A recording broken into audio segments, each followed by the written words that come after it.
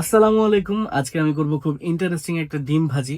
আর এই ডিম ভাজির রেসিপিটা আমি দেখেছিলাম একটা ইউটিউব ভিডিওতে, যেখানে একটা দোকানের বিষয়ে বলা হচ্ছিল, যে দোকানে নাকি প্রতিনিয়ত প্রায় 10,000 টাকার ডিম সেল হয়। আমি ভাবতেছি ভাই, 10,000 টাকার তারা কি এমন ডিম সেল করে।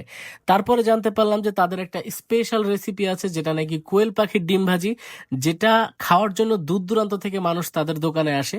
তো আমি ইন্টারেস্ট নিয়ে ভিডিওটা দেখা শুরু করলাম এবং জানতে পারলাম যে তারা কোয়েল পাখির ডিম বিক্রি করে প্রায় দিনে 10,000 টাকার। চিন্তার বিষয় ভাই, কেমনে এত মানুষ কোয়েল পাখির ডিম ভাজিতে কি এমন মজা পাইছে? আমি কখনো কোয়েল পাখির ডিম ভাজি খাই নাই।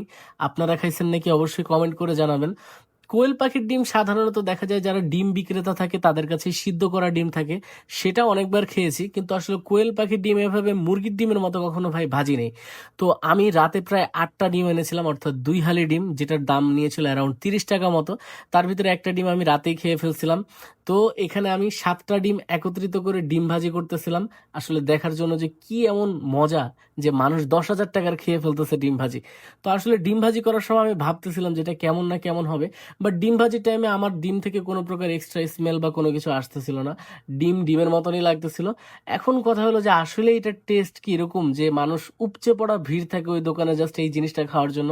তো আমি ডিমটাকে ভাজতেছিলাম এবং খেয়ে বলবো যে আসলে আমার পার্সোনাল এক্সপিরিয়েন্স কেমন। তো ট্রুথ অফ দ্য মোমেন্ট, অনেকক্ষণ ধরে এই ডিমটা ভাজি করলাম, খুব কষ্টের ফল এটা বলতে গেলে।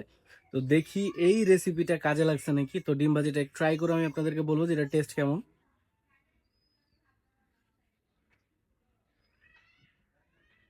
এটা নর্মাল মুরগির ডিমের চেয়ে একেবারেই আলাদা।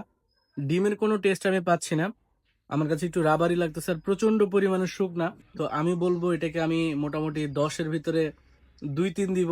আমার কাছে মোটেও ভালো লাগেনি। এখন ওই দোকানে কেন এত পরিমাণের ফেমাস এটা আমি জানি না।